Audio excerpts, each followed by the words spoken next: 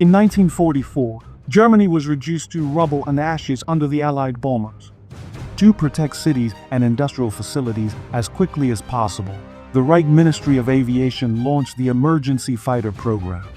The Emergency Fighter Program, also called the People's Fighter Program, was a desperate German Luftwaffe initiative in World War II's final phase. It launched on July 3. Founded in 1944, when the Allied air superiority became increasingly apparent. The program was characterized by extreme time pressure.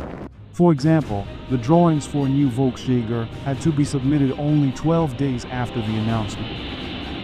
Many innovative concepts were submitted, including those from Blohm Voss P, Richard Vogt, and engineer Hans Amtmann quickly developed 3 concepts. One was the BVP-210. The technical propulsion system BMW A. One with a static thrust of 800 kilometers, 2,605 and 30 kilograms, with 500 kilograms of fuel. Maximum 750 kilometers per hour service ceiling reached in 35 minutes at 100% thrust.